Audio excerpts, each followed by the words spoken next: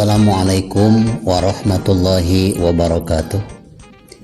Bismillah, alhamdulillah, wassalatu wassalamu ala rasulillah Sayyidina Muhammad ibn Abdillah wa ala alihi wa sahbihi wa mawalah amma ba'du. Sahabat channel Rahmatul Ummah yang saya cintai dan Allah muliakan, ketika baginda Rasul telah sampai di Masjidil Aqsa Palestina, maka ditambatkanlah buruk ini atau diikat di batu yang dibawa oleh malaikat Jibril untuk dinaiki oleh baginda Rasul sebagai star atau awal permulaan akan dinaikannya baginda Rasul ke atas langit yang pertama. Dan terkenal batu ini adalah batu Mi'raj. Batu Mi'raj ini menurut satu hikayat sekarang pun masih ada di bawah Masjidil Aqsa, sehingga ada dalam satu hikayat batu Mi'raj yang dipijak oleh baginda Nabi untuk menunggu kedatangan Mi'raj atau tangga dari atas langit. Di bawah batu ini terdapat berbagai mata air. Sumber mata air sedunia ini asal usulnya di bawah batu Mi'raj, pijakan baginda Nabi besar Muhammad SAW. Bisa disimpulkan, air sumur yang berada di belahan dunia ini adalah biangnya, sumbernya daripada air yang mengalir di bawah batu Mi'raj yang pernah diinjak oleh baginda Nabi SAW pada malam Mi'raj. Sahabat channel Rahmatul Ummah yang saya cintai dan Allah muliakan, ketika baginda Rasul telah menjadi imam dan para nabi, para rasul dan para malaikat menjadi makmum, maka baginda Nabi memuji kebesaran Allah Subhanahu wa taala, bersyukur atas nikmat Allah karena beliau bertindak sebagai imam. Maka berkhutbahlah beliau, alhamdulillahilladzi ja'alani rahmatan lil alamin. Segala puji bagi Allah yang telah menjadikan aku rahmat bagi segenap alam. Wa kafatan linnas, dan bagi segenap manusia. Selanjutnya dalam khutbah tersebut baginda Nabi SAW mengatakan bahwa umatku adalah umat yang awal, umat yang akhir. Yang dimaksud dengan umatku, umat yang awal dan yang akhir, walaupun umat Rasul dikeluarkannya oleh Allah Subhanahu wa taala umat yang paling akhir, tapi yang paling awal masuk surga. Itulah hebat-hebatnya umat baginda Nabi besar Muhammad SAW. Lalu sabda beliau ketika setelah memimpin sholat berjamaah mengatakan, wasarha sadri wa wada'a anni wizri wa rafa'a li dzikri. Segala puji bagi Allah Subhanahu wa taala yang telah melapangkan dadaku dan telah mengampuni dosa-dosaku dan telah meninggikan namaku.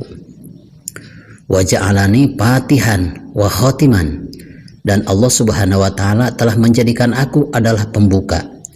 Maka baginda Nabi SAW adalah abul arwah, induk segala kehidupan. Wa khotiman, dan baginda Nabi dijadikan oleh Allah Subhanahu wa taala adalah penutup seluruh para nabi. Ketika beliau masih berada di Palestina di Masjidil Aqsa, setelah memimpin sholat berjamaah, maka beliau itu merasa kehausan. Wa atosan Nabiyu sallallahu alaihi wasallam asyadda ma ajid ama ajidahu. Sehingga karena baginda Rasulullah SAW merasa kehausan, akhirnya malaikat Jibril membawa dua wadah. Maka ada perbedaan hikayat di sini. Ketika di Palestina baginda Rasul mengalami kehausan yang sangat hebat, pendapat yang pertama, malaikat Jibril membawa dua gelas. Gelas yang berisi arak dan gelas yang berisi susu. Menurut satu hikayat lagi, bukan dua wadah tapi tiga. Arak, susu, dan air tawar. Maka begitu Nabi SAW kehausan dan langsung dibawakan oleh malaikat Jibril 2 wadah, 1 gelas arak, 1 gelas susu. Maka baginda Nabi SAW lebih memilih susu. Sabda malaikat Jibril setelah baginda Rasul meminum susu, ikhtartal fitrota lau syaribtal khomro lagot ummatuka. Tepat sekali engkau Muhammad, engkau tidak memilih arak tapi memilih susu. Seandainya engkau memilih arak untuk diminum pada hari ini, maka akibatnya akan fatal. Kenapa berakibat fatal? Tentu seluruh umat-umatmu ini akan membiasakan mengkonsumsi alkohol. Dan seandainya engkau meminum arak, pasti pengikut-pengikutmu, umat-umatmu akan sedikit dibanding dengan umat-umat yang lain. Na'udzubillah summa na'udzubillahi min dzalik. Sahabat channel Rahmatul Ummah yang saya cintai dan Allah muliakan, yang namanya arak, mabuk atau tidak mabuknya, tetap itu diharamkan. Dengan alasan apapun, kita wajib berkeyakinan bahwa arak itu adalah diharamkan oleh Allah Subhanahu wa taala. Innamal khamru wal maisiru, ada dalam surat Al-Maidah. Sesungguhnya rizum min amalis syaiton. Arak dan judi itu adalah sesuatu pekerjaan yang najis. Itu pekerjaan setan, wajib kita hindari. Sudah bisa kita bayangkan kalau baginda Nabi meneguk arak pada malam akan naiknya ke atas langit meminum arak, Masya Allah. Pasti umat-umat baginda Nabi ini lebih senang meminum alkohol. Maka apapun alasannya bagi kita sekalian, Masya Allah, dengan dalih investasi, dengan dalil apapun, tetap aja satu kali haram tetap haram. Kalau misalkan arak ini dilegalisasi, misalkan dijual bebas, Masya Allah, kasihan anak-anak sekolah. Ketika lulus SMA, mereka langsung meneguk arak dengan alasan ini investasi, dan pemerintah tidak melarangnya. Untuk sungguh mengerikan. Di kampung-kampung, di kota-kota, pasti pedagang-pedagang kecil pun pada menjajarkan dagangannya, yaitu minuman keras. Na'udzubillah summa na'udzubillahi min dzalik. Maka ketika arak dilegalkan penjualannya, nanti ada maling. Ketika maling tertangkap polisi, mengapa Anda maling? Oh, saya karena ini alasan ekonomi. Istri saya akan melahirkan. Keluarga saya daripada kelaparan lebih baik saya maling. Nah, nanti ada alasan demikian seandainya arak ini dijual bebas.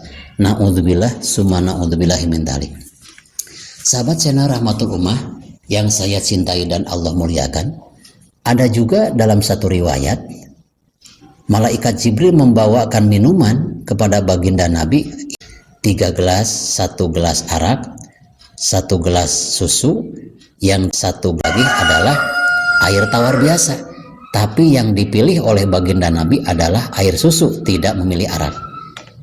Ketika baginda Nabi SAW memilih air susu, maka sabda malaikat Jibril, lau syaribtal ma'a lagurikot ummatuk. Wahai Muhammad, sungguhlah tepat engkau meminum air susu. Seandainya engkau memilih air tawar, pasti apa yang dilakukan oleh umatmu berupa dosa, nasibnya akan seperti umat Nabi Nuh alaihi salam, akan ditenggelamkan, disiksa oleh air. Untung saja meminum air susu. Sahabat channel Rahmatul Ummah yang saya cintai dan Allah muliakan, ketika baginda Nabi SAW akan dinaikkan ke atas langit yang pertama, maka berdirilah beliau di atas batu itu yang dinamakan batu Mi'raj. Di sekeliling batu yang diinjak oleh baginda Nabi SAW, itu kiri kanan batu sebelum naik baginda Rasul ke atas langit, ada ratusan bidadari. Maka membaca salamlah baginda Nabi SAW, Assalamualaikunna. Maka bidadari-bidadari itu yang akan mengantarkan baginda Rasul untuk naik ke atas langit menjawab salam baginda Nabi Shallallahu Alaihi Wasallam. Sahabat channel Rahmatul Ummah yang saya cintai dan Allah muliakan, mudah-mudahan tausiah singkat ini bisa bermanfaat, khususnya bagi saya dan umumnya bagi kita sekalian. Khudz ma sofa wada ma qadar. Wassalamualaikum warahmatullahi wabarakatuh.